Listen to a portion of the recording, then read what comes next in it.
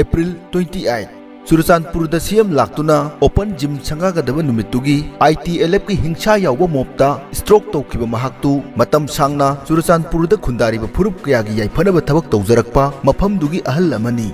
mahakna kuki yauna Churachandpurda khundariba phurup kayada kon chachat ki mathakta phangankiba miyamgi khanjaba misakni mahak kuki paite lon khangbagi mathakta makhoiga matam sangna totna tinna loinarakpa oibana Churachandpurgi geography demography gi maramda hendokna khangi masimakna mahakki mafamda ITLF ni lusingbi emasu hantakta mayak kumkhiba leire adubu ngasidi kuki singna ahaldugi mayum mai thakibagi mathakta stroke tawruba mangonda phau makhoigi CSO amadi lalhobasingna amuk warning amuk tawrakli Mityeng taminarasi oja sagon sem kulla manganga unaduna April thada kuki singna lanchigi damak sem sabagi saktam Banmarum ni sang kuki singse hana leramba kuki chip singsina lupa lising ahum lor kan yum roll ama sana wi damta lottery tawra kan da lor lottery da pau yum sa le hai bisi akoi da pau tam me ba madu dampi area se hana mi am kholen da du khun ngata pe than grem dampi area se dampi area de na am tholai se dampi area de ne ba popi thajal adubu aina warawi moigi samjaraba kuki people lining ba kuki sing na lamhen tu hen ba kuki sing do lakshan da ba karino moi yeng le ba kaino ma sing du sa hai bi ai lamhen ba drak yom sing do akoi mete gi di nisaban tor kan phari pulli tawri exercise gi police tor phari mo so adu taw ba kari kai ke Makuta Bible di pai, adu acumba cakli berah hai question sing hange, moi pastor sing da, moi ulu usan nanda kali, underground na threat tawra, kali tawra adu moi adu sum moi seng tokte, adu moi sum ima mana bo orga di moi na jum kangkata thamani hai bisi, mete miam na lawru do maram kari lege ba.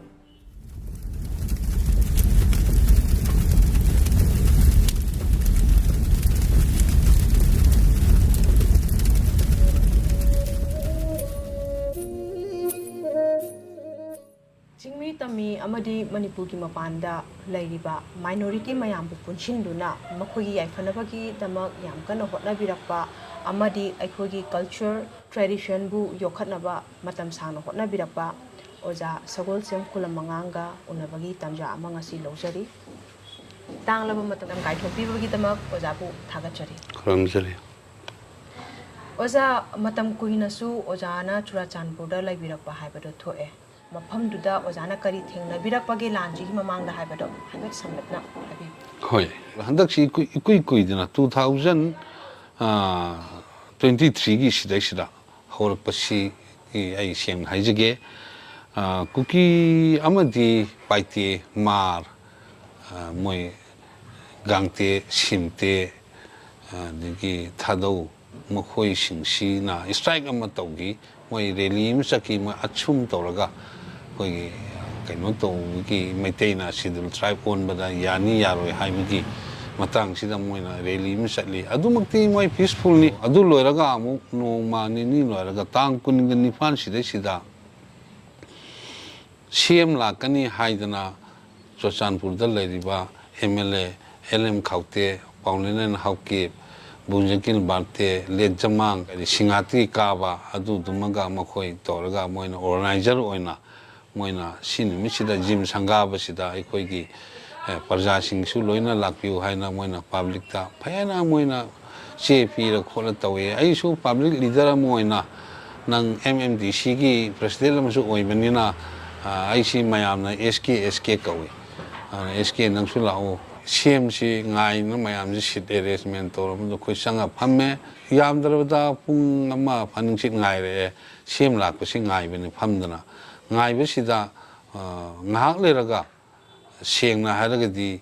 moina hana pre plan tawbugi mong mali nung singse krai dei no khudakta khunba yaroi hana hingon gi thangna hingon da nung se pai thamhoraga ahing da kari da mali aduna moigi bhalam tarisi yam darabda 500 600 kumu oigani sina heta hol gi matakta angakwa phangna nung sina landa rei thomai mayam sisu khanghodabani heta mai gi hingnaba chenabada nesannaba kaya yawi aluda mapanda leiba security singsu moina su tiar gas kaptana hariba kanu singsu tangkhai na bi am kanu honai adu ngamde ngamde maramdi sangban wangbada adi dolan mathakti karidigi moina tawrakpanina ꯃꯣꯏꯁꯨ ꯍꯣꯠꯅꯕꯗꯤ ꯍꯣꯠꯅꯩ ꯍꯣꯠꯅꯔꯁꯨ ꯂꯥꯛꯁꯟꯕ ꯉꯝꯗꯦ ꯑꯗꯨ ꯑꯩꯁꯨ ꯃꯗꯨꯗ ꯈꯪꯍꯧꯗꯅ ꯈꯪꯄ꯭ꯔꯦꯛ ꯈꯪꯈꯤꯕꯗꯨꯗ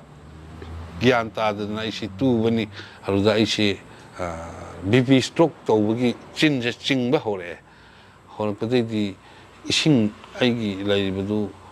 ꯔꯨꯃꯥꯟꯁꯦ ꯂꯨꯞꯄ ꯀꯥꯟꯗ ꯈꯔ ꯊꯥꯗ ꯈꯣꯠꯇ ꯇꯧꯔꯀꯥꯟꯗ ꯌꯥꯝ ꯋꯥꯅ ꯃꯄꯥꯟ ꯊꯣꯛꯂꯛꯏ ꯑꯗꯨꯒ ꯒꯥꯔꯤ ꯂꯩꯔꯤꯕ ꯃꯐꯝ ꯑꯩ ꯒꯥꯔꯤ ꯃꯆꯥ ꯑꯃ ꯆꯠꯄꯗꯨ ꯂꯩꯔꯤꯕ ꯃꯐꯝꯁꯤ ꯋꯥꯅ ꯑꯩꯁꯨ ꯃꯥꯏ ꯍꯤꯡꯅꯕ ꯆꯦꯟꯅꯔꯦ ꯑꯩꯁꯨ ꯑꯩ ꯊꯋꯥꯏ ꯍꯤꯡꯅꯕ ꯍꯥꯏꯅ ꯆꯦꯜꯂꯦ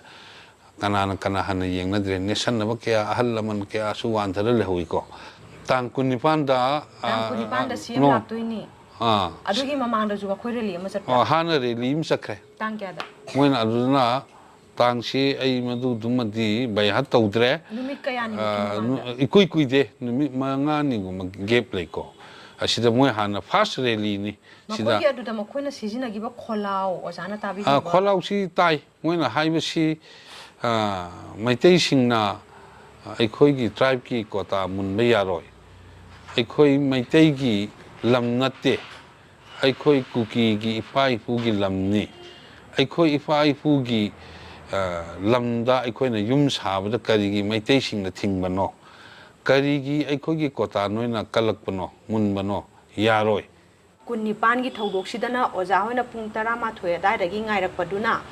ꯄꯨꯡ 12 ꯃꯈꯥꯏ 1 ꯁꯥꯏ ꯇꯥꯔꯛꯄ ꯁꯥꯏꯁꯤꯗ ꯃꯌꯥꯝꯁꯤꯅ ꯗꯣꯂꯥꯟ ꯃꯊꯛꯇꯒꯤ ꯑꯗꯨꯒ ꯅꯥꯀꯟꯗ ꯂꯦꯞꯄꯤꯕ ꯃꯐꯝꯗꯨꯒꯤ ꯃꯤꯁꯤꯡꯗꯨꯅ ꯆꯤꯡꯃꯤꯁꯤꯡꯗꯨꯅ ꯅꯨꯡꯁꯤꯅ ꯊꯣꯝꯃꯛꯑꯦ ꯃꯌꯥꯝ ꯗꯣꯡꯗꯥꯡ ꯃꯌꯥꯝꯁꯦ ꯊꯨꯒꯥꯏꯅꯕ ꯁꯤꯜꯂꯛꯑꯦ ꯁꯤ ꯃꯔꯛꯁꯤꯗ ꯑꯣꯖꯥꯁꯦ BP ꯁ꯭ꯇ꯭ꯔꯣꯛꯁꯦ ꯇꯧꯕ ꯍꯧꯔꯦ ꯁꯤꯅꯦꯕ ꯃꯥꯅꯦ ꯃꯥꯅꯦ ꯃꯇꯝꯗ ꯅꯨꯡ ꯊꯥꯗ꯭ꯔꯤꯉꯩꯗ ꯑꯃꯨꯛ ꯃꯣꯏ ꯍꯥꯟꯅ ꯂꯥꯎꯕ ꯍꯧꯔꯛꯑꯦ ꯃꯩꯇꯩ ꯆꯤꯐ ꯃꯤꯅꯤꯁꯇꯔ ꯂꯥꯛꯄ ꯌꯥꯔꯣꯏ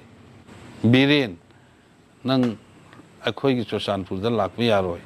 ꯃꯐꯝꯁꯤꯗ ꯅꯪ ꯂꯥꯛꯑꯗꯤ ꯑꯐꯕ ꯑꯣꯏꯔꯣꯏ ꯍꯥꯏꯗꯅ ꯃꯣꯏ ꯍꯥꯟꯅ ꯂꯥꯎꯏ ꯁ꯭ꯂꯣꯒꯥꯟ ꯑꯣꯏꯅ ꯑꯗꯒꯤꯗꯤ ꯂꯥꯎꯕꯗꯒꯤꯗꯤ ꯁꯦꯝꯁꯦ ꯉꯥꯏꯍꯥꯛ ꯂꯩꯔꯀꯥꯟꯗ ꯂꯥꯛꯅꯤ ꯂꯥꯛꯑꯣꯏ ꯈꯪꯗ꯭ꯔꯤꯉꯩꯁꯤꯗ ꯑꯩꯅ ꯍꯪꯕꯅꯤ ꯑꯗꯨꯗ ꯑꯃꯨꯛ ꯁꯦꯝ ꯂꯥꯛꯑꯔꯣꯏ ꯍꯥꯏꯔꯤꯉꯩꯒꯤ ꯇꯥꯟꯖꯥꯁꯤꯗ 5 ꯃꯤꯅꯤꯠ ꯐꯥꯗ꯭ꯔꯤꯉꯩ ꯅꯨꯡ ꯊꯥꯕ ꯑꯗꯨꯝ ꯍꯧꯔꯛꯑꯦ ꯑꯩꯈꯣꯏ ꯑꯃꯨꯗꯨꯒꯤ ꯑꯣꯏꯕ ꯑꯄꯨꯟꯕ ꯈꯣꯟꯊꯣꯛ ꯑꯃ ꯍꯥꯏꯕꯁꯤ ꯃꯣꯏ ꯉꯝꯗꯕ ꯃꯔꯝꯗꯤ ꯋꯥꯟ ꯁꯥꯏꯠ ꯑꯗꯣ ꯅ꯭ꯌꯨꯇ꯭ꯔꯦꯜ ꯑꯣꯏꯅ ꯑꯩꯈꯣꯏ ꯂꯩꯖꯒꯦ ꯑꯣꯖꯥ ꯍꯧꯖꯤꯛ ꯐꯥꯎꯗꯤ ꯑꯗꯨꯅ ꯑꯩꯈꯣꯏꯅ ꯍꯦꯛ ꯍꯥꯏꯔꯨꯕꯗ ꯀꯨꯀꯤꯒꯤ ꯑꯦꯔꯤꯌꯥ ꯌꯨꯝ ꯊꯪꯅꯕ ꯈꯨꯟ ꯊꯪꯅꯕ ꯃꯌꯥꯝ ꯂꯩꯕꯅꯤꯅ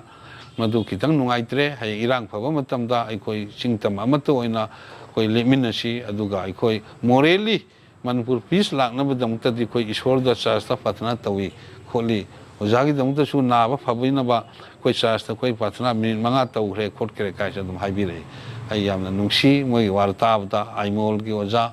ꯑꯗꯒꯤꯗꯤ ꯀꯣꯝꯒꯤ ꯆꯤꯔꯨꯒꯤ ꯀꯣ ꯂꯩꯔꯤꯕ ꯃꯥꯔꯒꯤ ꯒꯥꯡꯇꯦꯒꯤ ꯑꯩꯈꯣꯏ ꯂꯣꯏ ꯄꯨꯟꯕ ꯉꯥꯛꯇꯅꯤ ꯃꯣꯏ ꯍꯥꯟꯅ ꯑꯩꯒꯤ ꯑꯣꯔꯒꯅꯥꯏꯖꯦꯁꯟꯗ ꯆꯤꯡꯇꯝ ꯅꯨꯡꯁꯤꯅꯅ ꯄꯣꯔꯛꯄꯗ ꯑꯩꯒꯤ ꯃꯃꯥꯡ ꯊꯥꯅ ꯆꯠꯀꯗꯧꯕ ꯃꯤꯁꯤ ꯑꯗꯨ ꯌꯥꯝꯅ ꯀꯟꯅ ꯂꯩꯔꯝꯗꯧ ꯃꯥꯟꯗꯦ ꯑꯩꯈꯣꯏꯁꯨ ꯑꯃꯅꯤ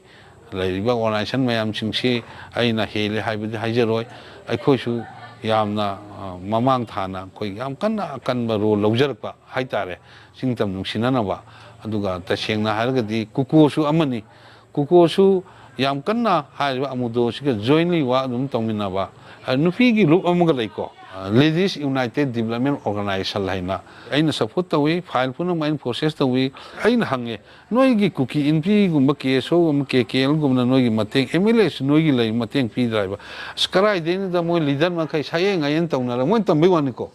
ꯁꯥꯌꯦꯡ ꯉꯥꯌꯦꯟ ꯇꯧꯔ ꯃꯣꯏ ꯑꯩꯈꯣꯏ ꯑꯝꯇ ꯐꯪꯍꯟꯗꯦ ꯑꯩꯈꯣꯏꯒꯤꯗꯤ ꯍꯥꯏꯔꯨꯔꯒꯁꯨ ꯅꯣꯏ ꯇꯨꯃꯤꯟꯅ ꯂꯩꯌꯣ ꯅꯤꯡꯊꯧꯅ ꯌꯥꯝ ꯀꯟꯅ ꯄ꯭ꯔꯦꯁꯔ ꯄꯤꯔꯨꯔꯁꯨ ꯅꯤꯡꯊꯧꯅ ꯌꯨꯝ ꯇꯥꯟꯊꯣꯛꯄꯤꯒꯗꯕ ꯈꯨꯟ ꯇꯥꯟꯊꯣꯛꯄꯤꯒꯗꯕ ꯂꯩꯕꯅꯤꯅ ꯑꯩꯈꯣꯏ ꯌꯥꯝ ꯀꯟꯅ ꯍꯥꯏꯕ ꯉꯝꯗꯦ ꯑꯗꯨꯅ ꯑꯣꯖꯥ ꯅꯪꯗꯤ ꯅꯪ ꯈꯛꯇ ꯅꯠꯇꯅ ꯑꯩꯈꯣꯏ ꯌꯦꯡꯕꯤꯅꯕ ꯂꯩꯇꯦ ꯍꯥꯏꯅ ꯍꯥꯏꯕꯗꯤ ꯐꯔꯦ ꯐꯔꯦ ꯍꯥꯏꯅ ꯑꯩꯅ ꯃꯣꯏ ꯃꯌꯥꯝꯁꯦ ꯈꯨꯟ ꯈꯨꯗꯤꯡꯒꯤ ꯀꯣꯟ 10 10 10 ꯂꯣꯏꯅ ꯑꯩꯅ ꯂꯧꯕꯤꯔꯒ ꯆꯍꯤ ꯑꯃꯗ ꯀꯣꯟ 100 ꯊꯥꯗꯕ 50 ꯊꯥꯗꯕ ꯁꯨꯃꯥꯏꯅ ꯁꯉꯥꯏꯀꯣꯠ ꯊꯥꯗꯩ ꯑꯗꯒꯤꯗꯤ ꯀꯩꯅꯣ ꯁꯥꯏꯀꯣꯠ ꯊꯥꯗꯩ ꯑꯗꯒꯤ ꯂꯣꯏꯅꯃꯛ ꯊꯤꯡꯒꯥꯡ ꯐꯥꯏ ꯌꯥꯏꯐ ꯀꯣꯟ ꯈꯔ ꯂꯣꯏ ꯊꯥꯗꯩ ꯃꯩꯇꯩꯁꯨ ꯀꯣꯟ ꯌꯥꯝꯗ꯭ꯔꯕꯗ 700ꯀꯨꯝꯕ ꯁꯝꯊꯤꯡ ꯑꯣꯏꯔꯝꯒꯅꯤ ꯑꯩꯅ ꯆꯤꯡꯃꯤꯒ ꯃꯩꯇꯩꯗꯤ ꯌꯥꯝꯗ꯭ꯔꯦꯗ ꯃꯩꯇꯩꯗꯤ 100ꯃꯨꯛꯇꯪ ꯑꯣꯏꯒꯗ꯭ꯔꯥ ꯆꯤꯡꯃꯤꯅ ꯑꯌꯥꯝꯕꯅ ꯑꯩꯅ ꯊꯥꯗꯖꯔꯤꯁꯦ ꯀꯣꯟꯁꯦ ꯃꯣꯏ ꯍꯔꯥꯎꯕꯅ ꯃꯣꯏ ꯌꯥꯝ ꯍꯔꯥꯎꯋꯦꯕ ꯑꯩꯅ ꯇꯧꯕꯤꯗꯣ ꯑꯩꯈꯣꯏ MLAꯁꯤꯡꯗꯤ ꯑꯗꯨꯒꯨꯝꯕ ꯑꯝꯇ ꯇꯧꯕꯤꯗꯦ ꯄꯤꯕꯤꯗꯦ ꯍꯥꯏꯔꯨꯔꯒ ꯅꯤꯡꯊꯧꯗ ꯍꯥꯏꯌꯣ ꯅꯤꯡꯊꯧꯗ ꯍꯥꯏꯔꯨꯔꯦ ꯅꯣꯏ ꯌꯥꯝ ꯉꯥꯡꯒꯅꯨ ꯈꯨꯟꯗ ꯂꯩꯅꯤꯡꯕ꯭ꯔꯥ ꯂꯩꯅꯤꯡꯗꯕ꯭ꯔꯥ ꯀꯣꯏꯁꯟ ꯑꯗꯨꯝ ꯍꯦꯛ ꯇꯧꯔꯛꯄ ꯂꯩꯌꯦ ꯃꯣꯏ ꯃꯤꯡ ꯇꯝꯕꯅꯤꯀꯣ ꯑꯗꯒꯤ ꯑꯩꯉꯣꯟꯗꯁꯨ ꯅꯍꯥꯟ ꯑꯩꯅ ꯈꯕꯔꯗ ꯄ꯭ꯔꯦꯁ ꯀꯟꯐꯔꯦꯟꯁ ꯇꯧꯕ ꯃꯇꯝꯗ ꯃꯁꯨꯃꯥꯏꯅ ꯍꯥꯏꯔꯨꯗꯪꯗ ꯊ꯭ꯔꯤꯇꯟ ꯇꯧꯔꯛꯄꯁꯨ ꯌꯥꯎꯋꯦꯕ ꯑꯩꯉꯣꯟꯗꯀꯣ ꯏꯔꯥꯡꯁꯤ ꯀꯦꯅꯣ ꯑꯃꯗꯤ ꯌꯨ ꯄꯤ ꯑꯦꯐꯅ ꯇꯨꯡꯗ ꯂꯩꯔꯒ ITLFꯅ ꯍꯧꯔꯛꯄꯅꯤ ꯍꯥꯏꯅ ꯑꯩꯅ ꯄ꯭ꯔꯦꯁ ꯀꯟꯐꯔꯦꯟꯁꯇ ꯍꯥꯏꯔꯨꯕꯁꯤꯗ ꯃꯩꯇꯩꯅ ꯀꯨꯀꯤꯗꯒꯤ ꯄꯥꯏꯇꯦꯗꯒꯤ ꯍꯥꯜꯂꯤ ꯆꯨꯔꯆꯥꯟꯄꯨꯔꯗ ꯈꯨꯟꯗꯥꯕ ꯍꯥꯏꯕ ꯋꯥꯍꯩꯁꯦ ꯃꯁꯤ ꯃꯣꯏꯗ ꯁꯣꯛꯑꯦꯕ ꯃꯣꯏ ꯍꯤꯁꯇ꯭ꯔꯤꯗ ꯑꯗꯨꯅꯤ ꯑꯩꯉꯣꯟꯗ ꯍꯟꯇꯣꯛꯎ ꯍꯥꯏꯕ ꯅꯨꯄꯤ ꯑꯃ ꯌꯥꯎꯋꯦꯕꯀꯣ ꯑꯗꯨ ꯅꯪ ꯈꯔ ꯆꯦꯛꯁꯤꯟꯕ ꯇꯥꯔꯦ ꯍꯥꯏꯔꯛꯏ ꯃꯥꯅ ꯅꯨꯄꯤꯁꯦ ꯀꯅꯥ ꯑꯣꯏꯗꯣꯏꯅꯣ ꯄꯥꯏꯇꯦ ꯅꯨꯄꯤꯅꯤꯀꯣ ꯃꯤꯆꯝ ꯑꯃ ꯑꯩ ꯑꯣꯏꯗꯣꯏꯔꯥ ꯃꯃꯤꯡꯗꯤ ꯍꯥꯏꯔꯔꯣꯏꯒꯦ ꯀꯣ ꯑꯁꯨꯃꯥꯏꯅ ꯍꯥꯏꯗꯤ ꯃꯤꯆꯝ ꯑꯃ ꯑꯣꯏꯗꯣꯏꯔꯥ ꯅꯠꯇ꯭ꯔꯒ ꯅꯨꯄꯤꯁꯤꯡꯒꯤ ꯃꯈꯣꯏꯒꯤ ꯀꯔꯤꯒꯨꯝꯕ ꯑꯣꯔꯒꯅꯥꯏꯖꯦꯁꯟ ꯑꯃꯒꯤ ꯂꯤꯗꯔ ꯑꯃꯔꯥ ꯃꯥꯁꯤ ꯑꯣꯔꯒꯅꯥꯏꯖꯦꯁꯟ ꯑꯃꯒꯤ ITLFꯀꯤ ꯋꯨꯃꯦꯟ ꯋꯤꯡꯒꯤ ꯃꯥꯁꯤꯈꯔ ꯂꯤꯗ ꯇꯧꯕ ꯃꯤ ꯑꯃꯅꯤ ꯃꯥ ꯍꯥꯏꯔꯛꯄꯅꯤ ꯇꯥꯀꯨꯂꯥ ꯅꯪꯅ ꯍꯟꯗꯛ ꯄ꯭ꯔꯦꯁ ꯀꯟꯐꯔꯦꯟꯁ ꯑꯩ ꯌꯨꯇ꯭ꯌꯨꯕꯇ ꯊꯦꯡꯅꯔꯦꯀꯣ ꯑꯗꯨ ꯅꯪꯅ ꯍꯥꯏꯕꯗꯨ ITLF ꯀꯥꯡꯕꯨ ꯑꯗꯒꯤ ꯑꯃ ꯑꯩꯈꯣꯏꯒꯤ ꯚꯣꯂꯨꯟꯇꯔꯤ ꯈꯨꯠꯂꯥꯏ ꯄꯥꯏꯕ ꯍꯥꯏꯇꯥꯔꯦꯀꯣ ꯃꯣꯏꯅ ꯌꯥꯝ ꯀꯟꯅ ꯌꯥꯅꯤꯡꯗꯦ ꯑꯃꯠꯇꯁꯨ ꯆꯨꯝꯗꯦ ꯍꯥꯏꯅ ꯍꯥꯏꯌꯦ ꯆꯨꯝꯗꯦꯗꯤ ꯍꯥꯏꯒꯅꯨ ꯑꯁꯦꯡꯕ ꯍꯥꯏꯕꯅꯤ ꯑꯩ ꯍꯤꯁꯇ꯭ꯔꯤꯗ ꯍꯥꯏꯕꯅꯤ ꯅꯣꯏ ꯊꯥꯖꯗ꯭ꯔꯒ ꯌꯦꯜꯍꯥꯡ ꯅꯤꯡꯊꯧꯒꯤ ꯃꯥꯒꯤ ꯁ꯭ꯔꯤꯃꯤꯇꯤ ꯃꯥꯒꯤ ꯃꯦꯃꯣꯔꯤꯌꯦꯜ ꯁ꯭ꯇꯣꯟꯗ ꯃꯥꯒꯤ ꯆꯨꯔꯆꯥꯟ ꯃꯍꯥꯔꯥꯖꯅ ꯈꯥꯃꯦꯟ ꯆꯠꯄ ꯄꯤꯔꯒ ꯁꯦꯠꯂꯤꯕ ꯑꯗꯨꯗ ꯏꯔꯤꯕ ꯁ꯭ꯇꯣꯟꯗꯨꯗ ꯌꯦꯡꯉꯣ 1881 1896ला ꯑꯗꯨꯗ ꯁꯤꯕꯅꯦꯕ ꯃꯁꯥꯅ ꯏ ꯂꯩꯔꯝꯕ ꯆꯦꯟꯕ ꯌꯥꯗ꯭ꯔꯕꯅꯤ ꯅꯣꯏꯒꯤꯁꯦ ꯔꯦꯀꯣꯔꯗꯇ ꯏ ꯂꯩꯔꯝꯃꯕ ꯑꯗꯨ ꯑꯩꯅ ꯔꯦꯀꯣꯔꯗ ꯇꯧꯔꯒ ꯑꯩꯅ ꯈꯪꯕꯗꯣ ꯑꯗꯨꯅ ꯍꯥꯏꯕꯅꯦ ꯑꯁꯦꯡꯕ ꯄꯪꯍꯥꯏ ꯍꯥꯏꯖꯟꯕ ꯅꯠꯇꯦ ꯅꯣꯏꯒꯤ ꯅꯤꯡꯊꯧꯗꯣ ꯑꯗꯨ ꯆꯪꯉꯛꯄꯒꯤ ꯁꯦꯟꯆꯨꯔꯤ ꯁꯤꯕꯒꯤ ꯇꯥꯔꯤꯛ ꯏꯔꯤꯗꯣ ꯑꯗꯨꯅꯤ ꯑꯩꯅ ꯀꯣꯠ ꯇꯧꯔꯤꯁꯦ ꯑꯩ ꯅꯣꯏ ITLFꯀꯁꯨ ꯉꯥꯡꯅꯕ ꯉꯝꯒꯅꯤꯀꯣ ꯑꯦꯅꯤ ꯀꯦꯅꯣꯁꯨ ꯉꯥꯡꯅꯕ ꯉꯝꯒꯅꯤ ꯑꯗꯨꯒ ꯃꯩꯇꯩꯅ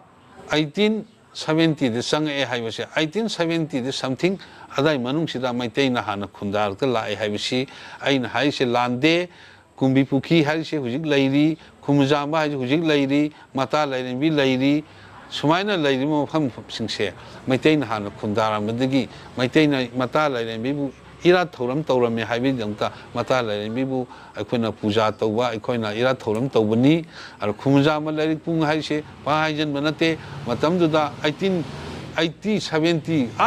ꯃꯊꯛꯇ ꯅꯣꯡꯗꯥ ꯂꯥꯏꯔꯦꯟ ꯄꯥꯈꯪꯕꯅ ꯄꯥꯜꯂꯤꯉꯩꯒꯤ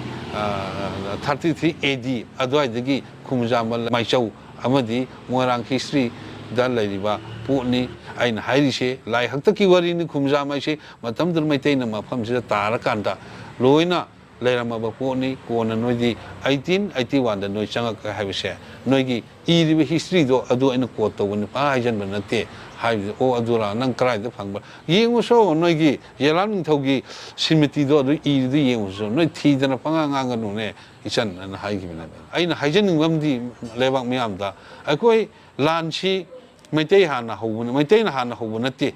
ꯀꯨꯀꯤꯁꯤꯡꯅ ꯍꯥꯟꯅ ꯍꯧꯔꯛꯄꯅꯦ ꯃꯔꯝꯗꯤ ꯃꯣꯏꯅ ꯍꯥꯟꯅ ꯀꯨꯀꯤ ꯂꯦꯟ ꯍꯥꯏꯅ ꯃꯣꯏ ꯕꯟ ꯀꯌꯥ ꯇꯧꯏ ꯑꯗꯒꯤ ꯁꯦꯐꯤꯌꯔ ꯑꯦꯗꯃꯤꯅꯤꯁꯇ꯭ꯔꯦꯁꯟꯗꯤ ꯀꯣꯟꯅ ꯍꯥꯏꯔꯤꯕ ꯕꯟ ꯅꯨꯡ ꯃꯩ ꯊꯥꯕ ꯂꯣꯏꯔꯀꯥꯟꯗ ꯀꯣꯟꯅ ꯃꯣꯏꯒꯤ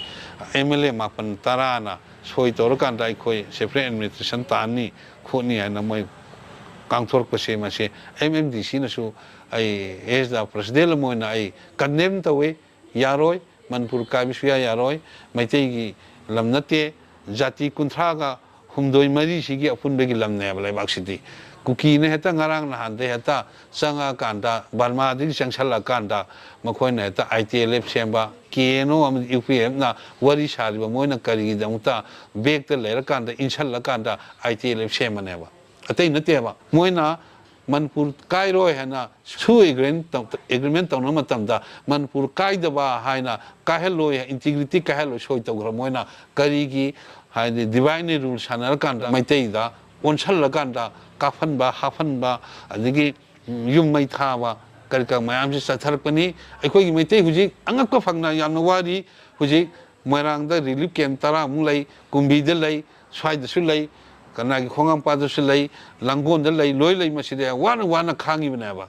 ꯃꯁꯤ ꯃꯣꯏꯒꯤ ꯁꯤꯗꯗꯤ ꯑꯩꯈꯣꯏꯅ ꯃꯣꯏꯒꯤ ꯌꯨꯝ ꯂꯩꯔꯤꯕꯁꯤꯡꯁꯦ ꯀꯔꯤꯝꯇ ꯑꯩꯈꯣꯏꯅ ꯗꯣꯖꯟꯅꯁꯨ ꯇꯦꯝꯈꯥꯏꯗꯦ ꯀꯔꯤꯝꯇꯁꯨ ꯇꯧꯗꯦ ꯉꯥꯛꯑ ꯊꯝꯕꯤ ꯑꯩꯈꯣꯏꯗꯤ ꯂꯣ ꯑꯦꯟ ꯑꯣꯔꯗꯔ ꯆꯤꯡꯗꯗꯤ ꯂꯣ ꯑꯦꯟ ꯑꯣꯔꯗꯔꯁꯤ ꯑꯥꯗ ꯂꯩꯔꯤꯕ DC SP ꯑꯩ ꯋꯥꯔꯧꯏ ꯃꯣꯏ ꯒꯣꯔꯃꯦꯟ ꯃꯅꯤꯄꯨꯔꯒꯤ ꯃꯈꯥꯗ ꯂꯩꯇꯕ꯭ꯔꯥ DC SP SDO ꯃꯣꯏꯅ ꯀꯔꯤꯒꯤ ꯃꯐꯝꯗꯨꯗ ꯃꯣꯏꯅ ꯗꯣꯖꯔ ꯄꯥꯏ ꯂꯥꯛꯄ ꯃꯇꯝꯗ ꯊꯤꯡꯗꯕꯅꯣ ꯀꯔꯤꯒꯤꯗꯃꯛꯇ ꯑꯥꯔꯃꯤꯁꯤꯡ ꯌꯦꯡ ꯂꯩꯕꯅꯣ ꯀꯔꯝꯕ ꯁꯔꯀꯥꯔ ꯃꯈꯥꯗ ꯂꯩꯕꯅꯣ ꯍꯥꯏꯕꯁꯦ ꯑꯩ ꯃꯣꯏꯗ ꯁ꯭ꯇꯔꯣꯡꯂꯤ ꯑꯩ ꯀꯟꯗꯦꯝ ꯇꯧꯋꯦꯕ ꯑꯩ ꯌꯥꯅꯤꯡꯗꯦ ꯇꯁꯦꯡꯅ ꯃꯣꯏꯅ ꯂꯣ ꯑꯦꯟ ꯑꯣꯔꯗꯔꯁꯦ ꯃꯦꯟꯇꯦꯟ ꯇꯧꯗ꯭ꯔꯗꯅ ꯃꯣꯏꯅ ꯃꯤꯇꯩꯒꯤ ꯌꯨꯝ ꯃꯈꯩ ꯈꯨꯃꯖꯥꯃꯁꯨ ꯀꯩꯁꯨ ꯂꯣꯏꯅ ꯄ꯭ꯂꯦꯟ ꯑꯣꯟꯊꯣꯛꯇꯅ ꯂꯣꯏꯅ ꯇꯦꯝꯈꯥꯏꯗꯅ ꯕꯣꯝ ꯊꯥꯖꯤꯟꯗꯅ ꯊꯨꯒꯥꯏꯗꯅ ꯎꯇꯦꯛ ꯑꯃꯐꯥꯎ ꯊꯝꯗꯕꯤꯗ ꯁꯤꯠ ꯅꯥꯟꯅ ꯊꯝꯃꯒ ꯃꯣꯏꯅ ꯊꯝꯕꯁꯤꯗꯤ ꯃꯣꯏꯒꯤꯗꯤ ꯑꯩꯈꯣꯏꯅ ꯁꯤꯗꯩꯁꯤꯗ ꯉꯥꯛꯑ ꯊꯝꯃꯦꯕ ꯐꯖꯅ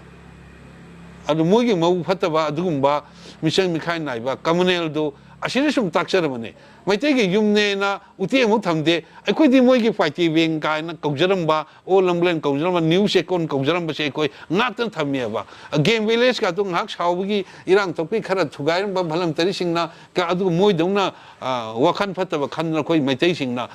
ꯗꯣꯖꯟꯅ ꯆꯤꯡꯊꯣꯛꯇꯅ ꯊꯨꯒꯥꯏꯗꯅ ꯕꯣꯝ ꯊꯥꯖꯤꯟꯗꯅ ꯇꯧꯗꯦꯕ ꯌꯦꯡꯕꯤꯌꯨ ꯂꯥꯎꯕ ꯏꯟꯗꯤꯌꯥ ꯒꯣꯔꯃꯦꯟ ꯁꯦꯟꯇ꯭ꯔꯦꯜ ꯒꯣꯔꯃꯦꯟꯗ ꯑꯩ ꯍꯥꯏꯔꯦꯕ ꯃꯣꯏ ꯑꯁꯤꯒꯨꯝꯕ ꯁꯤꯅꯤ ꯑꯩꯈꯣꯏꯅ ꯏꯁꯇꯦꯠ ꯒꯣꯔꯃꯦꯟꯅ ꯅꯥꯔꯀꯣ ꯇꯦꯔꯣꯔꯤꯁ ꯀꯥꯏꯅ ꯂꯥꯎꯊꯣꯛꯏꯁꯦ ꯃꯣꯏ ꯗ꯭ꯔꯒ ꯊꯥꯕ ꯈꯣꯠꯄ ꯍꯥꯏꯁꯦ ꯑꯩꯈꯣꯏ ꯎꯔꯕꯅꯤ ꯊꯥꯡꯖꯤꯡ ꯆꯠꯄꯗ ꯑꯩꯈꯣꯏ ꯎꯔꯦ ꯗꯥꯝꯄꯤ ꯑꯦꯔꯤꯌꯥꯗ ꯊꯥꯔꯤꯕ ꯑꯩ ꯏꯃꯤꯠꯃꯛꯅ ꯎꯔꯕꯅꯤ ꯁꯦꯡꯅ ꯄꯪꯍꯥꯏꯖꯟꯕ ꯅꯠꯇꯦ ꯑꯩ ꯆꯨꯔꯆꯥꯟꯄꯨꯔ ꯃꯆꯥꯅꯤ ꯑꯩ ꯆꯨꯔꯆꯥꯟꯄꯨꯔꯗ ꯆꯥꯎꯕꯅꯤ ꯑꯗꯨꯗꯩ ꯊꯥꯡꯖꯤꯡ ꯎꯏ ꯂꯣꯏꯅꯃꯛ ꯎꯔꯦ ꯑꯌꯥꯝꯕ ꯃꯇꯝꯗ ꯑꯗꯒꯤ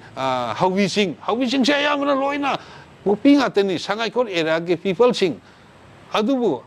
ꯑꯩꯅ ꯍꯥꯏꯅꯤꯡꯕ ꯑꯃꯗꯤ ꯂꯩ ꯄꯨꯝꯅꯃꯛ ꯂꯣꯏꯅ ꯃꯤ ꯈꯨꯗꯤꯡꯃꯛ ꯄꯣꯄꯤ ꯊꯥꯏ ꯍꯥꯏꯕꯗꯤ ꯑꯩ ꯍꯥꯏꯕ ꯉꯝꯃꯣꯏ ꯃꯔꯝꯗꯤ ꯃꯤ ꯀꯨꯀꯤ 1,000 ꯃꯅꯨꯡꯗ ꯀꯨꯀꯤ 100ꯃꯨꯛ ꯀꯔꯤꯃꯨꯛꯇꯗꯤ ꯊꯥꯔꯝꯒꯗ꯭ꯔꯥ ꯀꯨꯀꯤ ꯂꯣꯏꯅꯃꯛ ꯄꯣꯄꯤ ꯊꯥꯏ ꯍꯥꯏꯕꯗꯤ ꯍꯥꯏꯅꯤꯡꯗꯦ ꯃꯥ ꯂꯣꯏꯅꯃꯛ ꯊꯥꯏ ꯍꯥꯏꯅꯤꯡꯗꯦ ꯑꯗꯨꯕꯨ ꯑꯩꯅ ꯋꯥꯔꯧꯏ ꯃꯣꯏꯒꯤ ꯆꯝꯖꯔꯕ ꯀꯨꯀꯤ ꯄꯤꯄꯜ ꯂꯥꯏ ꯅꯤꯡꯕ ꯀꯨꯀꯤꯁꯤꯡꯗꯨꯅ ꯂꯝꯍꯦꯟ ꯇꯨꯍꯦꯟꯕ ꯀꯨꯀꯤꯁꯤꯡꯗꯣ ꯂꯥꯛꯁꯟꯗꯕ ꯀꯔꯤꯒꯤꯅꯣ ꯃꯣꯏ ꯌꯦꯡ ꯂꯩꯕ ꯀꯩꯅꯣ ꯃꯥꯔꯁꯤꯡꯗꯨꯅꯁꯨ ꯍꯥꯏꯕ ꯌꯥꯏ ꯂꯝꯍꯦꯟꯕ ꯗ꯭ꯔꯒ ꯌꯣꯟꯕꯁꯤꯡꯗꯣ ꯑꯩꯈꯣꯏ ꯃꯩꯇꯩꯒꯤꯗꯤ ꯅꯤꯁꯥꯕꯟ ꯇꯧꯔꯀꯥꯟꯗ ꯐꯥꯔꯤ ꯄꯨꯜꯂꯤ ꯇꯧꯔꯤ ꯑꯦꯛꯁꯥꯏꯗꯤꯗ ꯄꯨꯂꯤꯁꯇ ꯇꯧꯔ ꯐꯥꯔꯤ ꯃꯣꯏꯁꯨ ꯑꯗꯨ ꯇꯧꯕ ꯀꯔꯤ ꯀꯥꯏꯒꯦ ꯃꯈꯨꯠꯇ ꯕꯥꯏꯕꯜꯗꯤ ꯄꯥꯏ ꯑꯗꯨꯒ ꯑꯆꯨꯝꯕ ꯆꯠꯂꯤꯕ꯭ꯔꯥ ꯍꯥꯏꯕ ꯑꯩ ꯀꯣꯏꯁꯟ ꯁꯤꯃꯁꯨ ꯍꯪꯒꯦ ꯃꯣꯏ ꯄꯥꯁꯇꯔꯁꯤꯡꯗ ꯃꯣꯏ ꯎꯅ ꯎꯁꯟꯅꯗꯕ ꯀꯔꯤ ꯑꯟꯗꯔꯒ꯭ꯔꯥꯎꯟꯗ ꯊ꯭ꯔꯤꯠ ꯇꯧꯕ꯭ꯔꯥ ꯀꯔꯤ ꯇꯧꯕ꯭ꯔꯥ ꯑꯗꯨꯁꯨ ꯃꯣꯏ ꯁꯦꯡꯗꯣꯛꯇꯦ ꯑꯗꯨ ꯃꯣꯏ ꯁꯨꯝ ꯏꯃꯥ ꯃꯥꯟꯅꯕ ꯑꯣꯏꯔꯒꯗꯤ ꯃꯣꯏꯅ ꯁꯨꯝ ꯀꯥꯡꯀꯠꯇ ꯊꯝꯕꯅꯤ ꯍꯥꯏꯕꯁꯤ ꯃꯩꯇꯩ ꯃꯌꯥꯝꯅ ꯂꯧꯔꯣꯏꯗꯕ ꯃꯔꯝ ꯀꯔꯤ ꯂꯩꯒꯦꯕ ꯃꯣꯏ ꯌꯦꯡ ꯂꯩꯌꯦꯕ ꯃꯣꯏ ꯂꯣꯏ ꯊꯥꯏ ꯍꯥꯏꯕ ꯅꯠꯇꯦ ꯃꯣꯏ ꯀꯁꯇꯃꯔꯤ ꯂꯣ ꯂꯩꯔꯤ ꯅꯠꯇ꯭ꯔꯣ ꯀꯁꯇꯃꯔꯤ ꯂꯣꯅ ꯆꯂꯥꯏꯕ ꯃꯇꯝꯗ ꯀꯅꯥ ꯂꯝ ꯍꯦꯟ ꯉꯝꯄꯣꯟꯇꯦ ꯀꯩꯁꯨ ꯅꯠꯇꯕ ꯑꯃꯗꯗꯤ ꯑꯣꯛ ꯍꯥꯠꯍꯜꯂꯤ ꯁꯟꯗꯪ ꯍꯥꯠꯍꯜꯂꯤ ꯇꯧꯍꯜꯂꯀꯥꯟꯗ ꯑꯆꯧꯕ ꯄꯣꯠꯂꯨꯝ ꯄꯨꯍꯜꯂꯀꯥꯟꯗ ꯃꯤꯗꯨ ꯊ꯭ꯔꯤꯇꯟ ꯇꯧꯋꯦꯕ ꯃꯣꯏ ꯀꯁꯇꯃꯔꯤ ꯂꯣꯅꯦꯅ ꯑꯁꯤꯗꯗꯤ ꯀꯥꯅꯤ ꯊꯥꯕ ꯃꯤꯗꯨꯗꯤ ꯇꯧꯕꯤꯗ꯭ꯔꯤ ꯀꯔꯤꯒꯤꯅꯣꯕ ꯁꯤꯅꯦꯕ ꯑꯩ ꯀꯣꯏꯁꯟ ꯍꯪꯉꯤ ꯑꯦꯅꯤ ꯃꯅꯤꯄꯨꯔꯗ ꯂꯩꯕ ꯀꯝꯃꯨꯅꯤꯇꯤ ꯆꯤꯡꯒꯤ ꯏꯆꯤꯜ ꯏꯅꯥꯎꯁꯤꯡ ꯅꯣꯏ ꯂꯣꯏꯅ ꯅꯥꯔꯀꯣ ꯇꯦꯔꯣꯔꯤꯁꯅ ꯍꯥꯏꯕꯗꯤ ꯍꯥꯏꯔꯣꯏ ꯅꯥꯔꯀꯣ ꯇꯦꯔꯣꯔꯤꯁ ꯈꯔ ꯌꯥꯎꯕꯗꯨꯗꯤ ꯅꯣꯏꯅ ꯃꯗꯨ ꯀꯟꯇ꯭ꯔꯣꯜ ꯇꯧꯕꯤꯔꯒ ꯅꯣꯏ ꯀꯁꯇꯃꯔꯤ ꯂꯣꯅ ꯊꯤꯡꯕꯤꯌꯨ ꯍꯥꯏꯕꯅꯦꯕ ꯂꯩꯉꯥꯛꯅ ꯊꯤꯡꯉꯤꯁꯦ ꯃꯁꯤ ꯂꯥꯟꯅ ꯂꯧꯒꯅꯣꯕ ꯂꯩꯉꯥꯛꯇꯤ ꯑꯩꯗꯤ ꯍꯧꯖꯤꯛꯐꯥꯎ ꯃꯅꯨꯡꯗ ꯍꯌꯦꯡꯒꯤꯗꯤ ꯈꯪꯗꯦ ꯍꯧꯖꯤꯛꯐꯥꯎ ꯃꯅꯨꯡꯗ ꯑꯩ ꯊꯥꯒꯠꯂꯦꯕ ꯃꯣꯏꯒꯤ ꯈꯨꯠꯂꯥꯏ ꯄꯥꯏꯕꯅꯔꯥ ꯄꯥꯏꯗꯕꯅꯔꯥ ꯀꯔꯤꯅ ꯈꯪꯗꯦ ꯃꯣꯏ ꯑꯗꯨꯝ ꯂꯨꯄꯥ 3,000 ꯂꯧꯔꯀꯥꯟꯗ ꯂꯣꯇ꯭ꯔꯤ ꯇꯧꯔꯒ ꯌꯨꯝ ꯁꯥꯍꯜꯂꯦ ꯀꯥꯏ ꯄꯥꯎ ꯇꯥꯏ ꯏꯃꯤꯠꯃꯛꯅꯗꯤ ꯎꯗꯦ ꯂꯣꯇ꯭ꯔꯤ ꯇꯧꯕꯗꯣ ꯑꯗꯨꯃꯥꯏꯅ ꯄꯥꯎ ꯇꯝꯃꯤ ꯑꯩꯈꯣꯏ ꯃꯦꯝꯕꯔꯁꯤꯡꯅ ꯀꯔꯝꯍꯥꯏꯅ ꯑꯣꯖꯥꯅ ꯇꯥꯏꯁꯦ ꯕꯔꯃꯥꯔꯣꯝꯗ ꯆꯪꯕ ꯀꯨꯀꯤꯁꯤꯡꯁꯦ ꯍꯥꯟꯅ ꯂꯩꯔꯝꯕ ꯀꯨꯀꯤꯒꯤ ꯆꯤꯞꯁꯤꯡꯁꯤꯅ ꯂꯨꯄꯥ 3,000 ꯂꯧꯔꯀꯥꯟꯗ ꯌꯨꯝ ꯄ꯭ꯂꯣꯠ ꯑꯃ ꯁꯥꯅꯕꯒꯤꯗꯃꯛꯇ ꯂꯣꯇ꯭ꯔꯤ ꯇꯧꯔꯀꯥꯟꯗ ꯂꯧꯔꯒ ꯂꯣꯇ꯭ꯔꯤꯗ ꯐꯥꯎ ꯌꯨꯝ ꯁꯥꯍꯜꯂꯦ ꯍꯥꯏꯕꯁꯤ ꯑꯩꯈꯣꯏꯗ ꯄꯥꯎ ꯇꯝꯃꯛꯑꯦꯕ ꯃꯗꯨ ꯗꯥꯝꯄꯤ ꯑꯦꯔꯤꯌꯥꯁꯦ ꯍꯥꯟꯅ ꯃꯤ ꯑꯃꯐꯥꯎ ꯂꯩꯔꯝꯗꯕꯗ ꯍꯧꯖꯤꯛ ꯈꯨꯟ ꯉꯥꯛꯇ ꯄꯤꯛ ꯊꯟꯈ꯭ꯔꯦꯕ ꯗꯥꯝꯄꯤ ꯑꯦꯔꯤꯌꯥꯁꯦ ꯗꯥꯝꯄꯤ ꯑꯦꯔꯤꯌꯥꯗꯩꯅꯦ ꯑꯌꯥꯝꯕ ꯊꯣꯛꯂꯛꯏꯁꯦ ꯗꯥꯝꯄꯤ ꯑꯦꯔꯤꯌꯥꯗꯅꯦꯕ ꯄꯣꯄꯤ ꯊꯥꯖꯤꯜꯂꯛꯏꯁꯦ ꯑꯗꯩ ꯍꯧꯕꯤ ꯆꯤꯡ ꯀꯥꯏꯁꯤꯁꯨ ꯄꯨꯔꯥ ꯀꯩꯅꯣꯅꯦꯕ ꯔꯤꯖꯥꯕꯅꯦꯕ ꯁꯔꯀꯥꯔꯒꯤ ꯑꯩꯈꯣꯏꯒꯤ ꯐꯣꯔꯦꯁ ꯂꯦꯟꯅꯦꯕ ꯁꯤꯁꯨ ꯁꯤ ꯂꯣ ꯂꯩꯇꯕꯁꯤ ꯀꯅꯥꯅ ꯂꯩꯇꯕꯅꯣ ꯍꯥꯏꯕꯁꯤ ꯆꯨꯔꯆꯥꯟꯄꯨꯔꯗ ꯂꯩꯕ DC SP ꯆꯨꯔꯆꯥꯟꯄꯨꯔꯒꯤ MLA 3 ꯃꯈꯣꯏꯁꯤ ꯀꯔꯝꯕ ꯖꯪꯒꯟꯒꯤ ꯁꯥꯅꯣ ꯃꯣꯏꯁꯦ ꯃꯣꯏ ꯁꯥꯒꯨꯝꯕ ꯃꯤꯅꯦꯕ ꯂꯣ ꯑꯦꯟ ꯑꯣꯔꯗꯔꯁꯤ ꯃꯣꯏꯅ ꯃꯦꯟꯇꯦꯟ ꯇꯧꯅꯕ ꯑꯦꯁꯦꯝꯕ꯭ꯂꯤꯗ ꯋꯥꯁꯛꯄ ꯅꯠꯇ꯭ꯔꯣ ꯃꯣꯏ ꯋꯥꯁꯛꯑꯒ ꯀꯩꯒꯤ ꯃꯣꯏ ꯑꯁꯤ ꯂꯣ ꯑꯦꯟ ꯑꯣꯔꯗꯔꯁꯦ ꯃꯣꯏ ꯉꯥꯛꯇꯕꯅꯣꯕ ꯑꯗꯨꯅ ꯇꯥꯛꯄꯗꯤ ꯃꯣꯏ ꯃꯕꯨꯛ ꯃꯅꯨꯡꯗ ꯄ꯭ꯔꯤ ꯄ꯭ꯂꯥꯟ ꯇꯧꯔꯒ ꯆꯍꯤ 40-50 ꯑꯃꯗꯤ ꯑꯩꯈꯣꯏ ꯆꯤꯡꯅꯔꯛꯄ ꯂꯥꯛꯏꯁꯤ ꯆꯨꯝꯃꯦꯕ ꯃꯣꯏꯁꯤ ꯉꯥꯏꯍꯥꯛ ꯂꯩꯔꯀꯥꯟꯗ ꯑꯩꯈꯣꯏ ꯀꯨꯀꯤ ꯂꯦꯟꯅꯤ ꯏꯄꯥ ꯏꯄꯨꯒꯤ ꯂꯦꯟꯅꯤ ꯍꯥꯏꯗꯅ ꯑꯩꯈꯣꯏꯗ ꯈꯔ ꯑꯃꯨꯛꯇꯪ ꯅꯈꯣꯏ ꯅꯣꯡꯗꯥ ꯂꯥꯏꯔꯦꯟ ꯄꯥꯈꯪꯕꯗꯗꯤ ꯑꯩꯈꯣꯏꯒꯤ ꯇꯧꯊꯤꯡ ꯃꯥꯡꯅ ꯅꯤꯡꯊꯧ ꯑꯣꯏꯍꯟꯕꯅꯤ ꯈꯔ ꯍꯥꯏ ꯑꯗꯨꯒꯨꯝꯕ ꯑꯣꯏꯗꯕ ꯄꯥꯗꯣ ꯉꯥꯡꯅꯨꯗ ꯑꯣꯖꯥ ꯍꯥꯏ ꯑꯩꯈꯣꯏꯁꯨ ꯁꯨꯃꯥꯏꯅ ꯈꯨꯝꯃꯤ ꯑꯗꯨꯃꯥꯏꯅ ꯇꯧꯔꯒ ꯉꯥꯏꯍꯥꯛꯀꯤ ꯅꯨꯡꯉꯥꯏꯅꯕ ꯍꯥꯏꯕ ꯃꯥꯜꯂꯤ ꯍꯥꯏꯅ ꯑꯗꯨꯝ ꯑꯩꯈꯣꯏ ꯂꯦꯜꯂꯛꯄꯁꯤ ꯍꯧꯖꯤꯛ ꯃꯦꯒꯤ ꯇꯥꯡ 3ꯗꯗꯤ ꯑꯁꯦꯡꯕ ꯑꯣꯄꯟꯂꯤ ꯐꯣꯡꯅ ꯊꯣꯛꯂꯛꯑꯦꯕ ꯃꯣꯏꯒꯤ ꯍꯥꯟꯅ ꯄ꯭ꯔꯤ ꯄ꯭ꯂꯥꯟꯗꯣ ꯃꯁꯥꯅ ꯑꯗꯨꯝ ꯇꯥꯛꯑꯦꯕ ꯄ꯭ꯔꯤ ꯄ꯭ꯂꯥꯟ ꯇꯧꯔꯛꯑꯦꯕꯁꯦ ꯍꯥꯟꯅ ꯍꯥꯏꯕꯗꯤ ꯑꯩꯈꯣꯏ ꯄꯪꯍꯥ ꯍꯥꯏꯅꯕ ꯃꯥꯜꯂꯤ ꯍꯥꯏꯅ ꯁꯨꯝ ꯂꯩꯔꯛꯏ ꯃꯁꯤ ꯁꯣꯏꯕꯁꯤ ꯑꯇꯩ ꯅꯠꯇꯦ ꯍꯥꯟꯅ ꯄꯥꯏꯔꯝꯃꯤꯕ ꯁꯔꯀꯥꯔ ꯀꯪꯒ꯭ꯔꯦꯁ ꯒꯣꯔꯃꯦꯟ ꯈꯪꯗꯦ ari kari nupa masai matam khangde alumudin gi khangde moina masi se phum thamam badin ne tawre se sarkar ahum mari pai gi sing se masing se moi khangla bane se naga gi khangde kuki khangde moina sing I hau se haura bane moi haura ko se kuira bane ba masi moina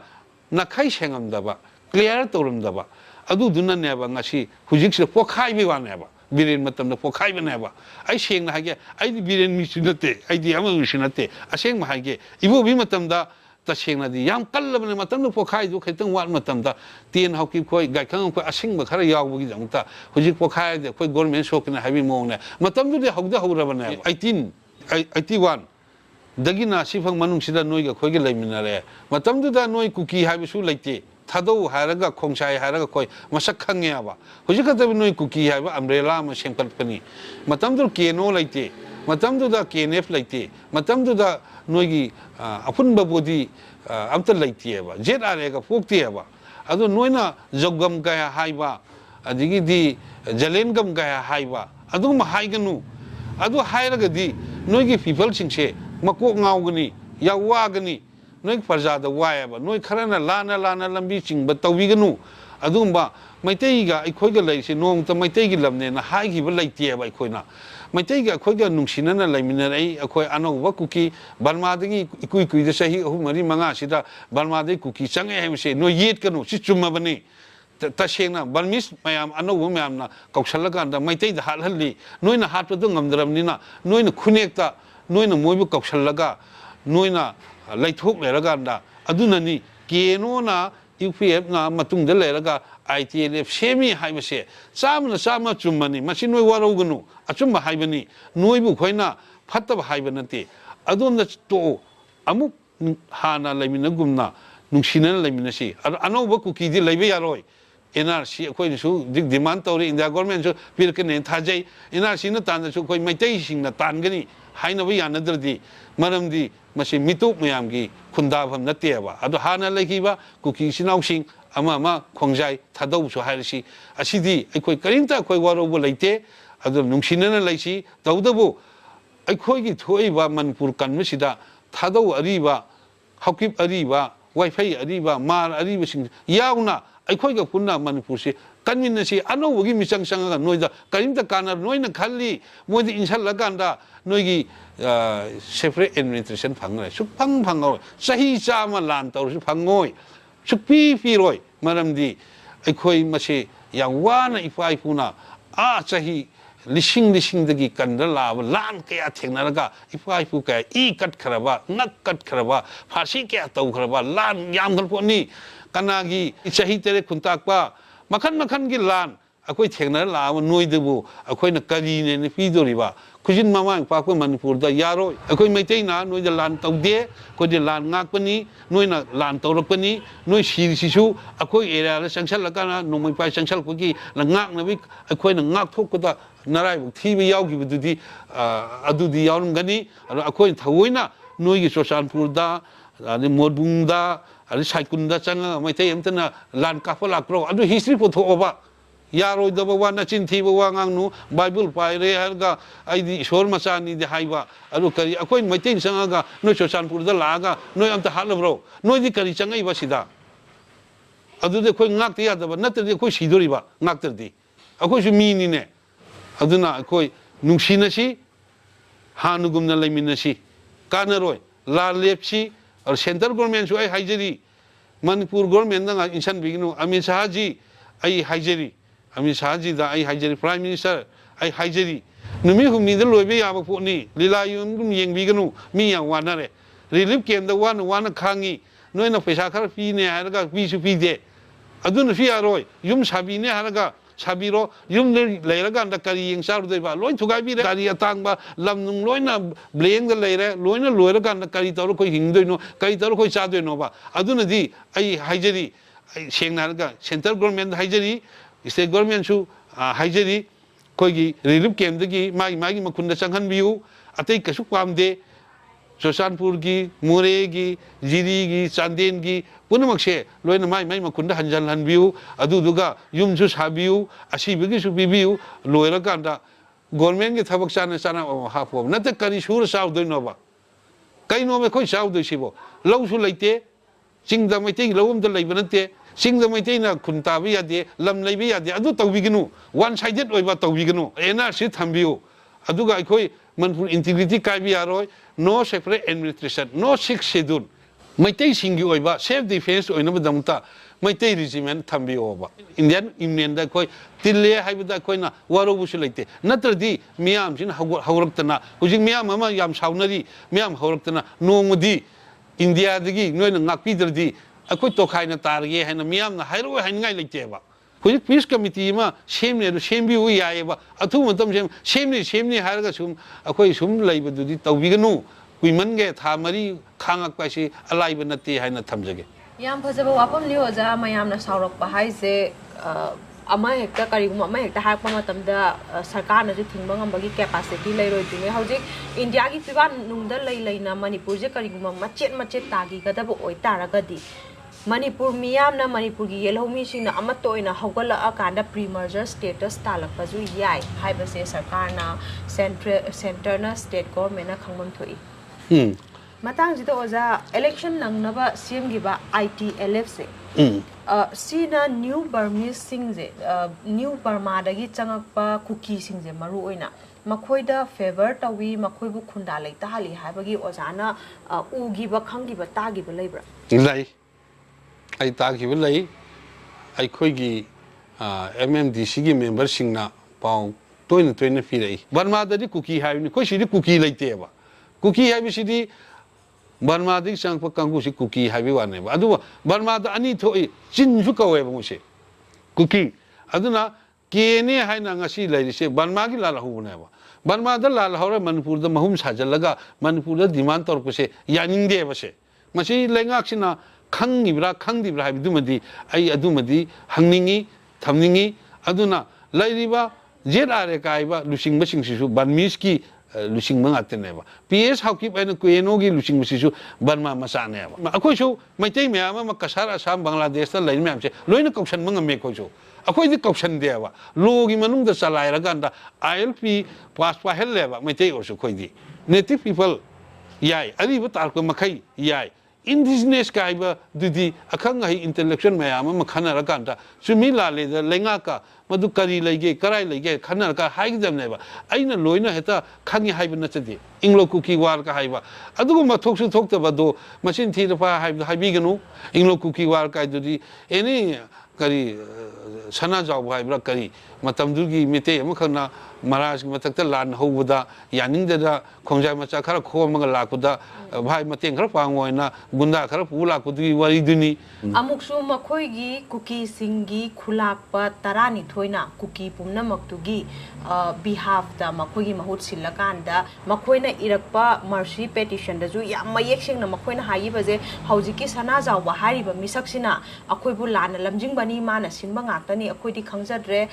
अखोइ लानजरे अमदि अमुखन्ना सिगुंबा लान असि तौररोय हाइना अखोइ loyal subject ओइना लैजगे कनोगी Manipur लेंगाक्सिगी हाइना याम थमोइसेंगनाजु मखोइ इगिबदो हौजिक चाही चामा खरा हेक हेलकपजिदा मखोइगी लेहोरिबा चादा नौजाजिना मखोइना अदुदो खंगथु थुगाइरकपनि मसीमक मखोइना तसेना सिगी वारीजे मखोइना तसेना खंगदबा जाला ओजा होइना मफमदुदा लैबिरकपनिना मखोइना सिगी वारीजे मतमदुदा मखोइना इगिबा mercy petition दो सिगी मतंगददी नोंग तो जाहोगा नैनाबदे यावदब्रा मखोइ सी history से minim मगल लाकपा ओइद father ma'am इशल्ला हाइनबीम दि मोइदा मोइगी Coke से चू लेरे नंबर 1 नंबर 2 मखोइना लमसे कमाइना फंगदगे हैना खनबर मतमदा ngसाइगी मैतेगी पुयाबक सेमतोरकपा नंबर 3 लमसिदा मोइना लेरकपसी नोंगदा लाइरेन पाखंगबदी अखोइना निंथौ ओहेनमनि के हाइजनबा नौथिमांग काइना मांग कौरगा हेता कुकी ओइने हे उबा तौथिमांग काइना हाइरगा अदुना असकुंबा मोइगी करी हाइतारे चुमदबा लिचतसे मोइ परिंगसाना अदुम चथरए हाबिसी मोइ हंदकी थौदोक्सिदा खंगबा ngame ओजा अखोइना हिस्ट्री की लमाय फाकलगा येंगलुबा मतमदा ngasi कुकी हाइदुना अखोइना फुरुप खरा पुंजलकाना कुकी हाइना हारिबा फुरुप सिमक Lushai Karbi Dimasa aduga naga singa yanaraga hatnaraga imunai mung tanaraga Manipur rom da ju hena sangjhalakibani masida mung makhoi masen da ju hauji pulle hairiba paiti amadi mar singa ju makhoi ga yatna gare hatna gare ojana icham chamna Churachandpur da haurak charokpa mioi amakhak oiba tang natana mafam du da miyam gi damak khunai khudima ki damak furuk khudima ki damak thabak tawbirakpa leader amoina makhoi gi marakta tension je adum leyena akhoina ju taja ki ojana di kamaina upi makhoi marakta leiba unity je hauji akoina online da uriba social media da uriba unity ji ma oibra asengbada moi pulli haibadi yaroi adu su marga cookie ga dum hatnagi paiti cookie se dum hatnagi moi pulli haibadi yaroi aluga tawdabu moina manipur integrity se thugaina na bigi moina mechanism ma thirakpada akoi se apun ma sadraga di akoi se hangaroi maitai singna aikoibu unity leite haina khangrani haibigi temporarily khara sum jongmi cookie mar paite gangte simte wifi haidna leiri singsi ngahaki temporarily sum punba mali aduga hayeng ikui kui debidadi lamgi area yenarakpada moi political crisis lai manung da in thengnajarpada masi ai kuirabani si thengnarakpase aduna kaidong da punme yaro aduga ngarang nahanda ikui kuidri Mizoram da jongmi jo kowa organization ama semi lepa hoki na convener oyena yawi masi sembiu akoi su welcome tawi tawdabu Manipur gi lampur ga satpudi yaro sembiu yamna phai punbiu shanti un hingbiu Mizoram da Manipur gi lampur ga satlaga mizo gi lamni ka haibidu madi mangda su mangna dabana pharani kanaroi haulai kupi si ngarang da maming thonjan mani hana leiramba maming nate moi ning thau su ai haibige kaulam da phoni mafam si kumbi kendra manungda leiramba adumba kainoni AC da pardhan leiramaba counselor leiramaba adumlaba akhoi turbung bangla gi maitai sing leiba maitai gi lamni ara hariba hawla kupi habisi maitai nupi mana yon thro mani ado paisa piba yai leiba yai ai gi saite thamning se karim kaide manamdi pangan su leiba yai area dudi Churachandpur ki kendra ki area natte Bishenpur kumbi ki kendra neba mapu do hakim no oigera khomsai no oigera wifi no oigera oibiu kai de laibiu yai area dudi kendra dudi Churachandpur kendra sungna natte kumbi kendra ni Bishenpur AC ni sorry Bishenpur ki constitution manungda AC manung district manungda laibani aduna madu tabade gi aina karino soiba tare pumani haibda aina heta akhogi kaino MMDC gi member khara tanaraga yaroi hana kanam khangdri matam dura lenga su khangde seso myam su khangde July gi tang kun ga tareta haulai kupida samai ta kuki cham gi matak ta phumga dore karigum masira namna hadna maitai gi ayab yaudna phumba moina control tawre kuki area ne haina phumba tardi no ngairong amadi mantak ta lairaba Bishenpur da lairaba Churachandpur samai ko laga mitai kholab da ko laga da laiba se Bishenpur kendra haina khona saimo thet kani haina lenga na yingsan view haina appeal tawna ba adi lenga khanga se so mem khanga loinana aina haijaning budi huji hujikta laiba laibak siki aruba tangpham sida tasengna hargadi laiba lenga sina yamna thawai yauna hona bidna chenbi laga aikoi amtang di peace laknanaba amadi ceasefire se hana thamba maikhu se hana ta muthatpa aduga any saita wari saba yagani aru achum chumda thirakanda ceasefire su yagani kanana lali kanana chumi haibido khangtok piraga hairiba ceasefire se laktok piu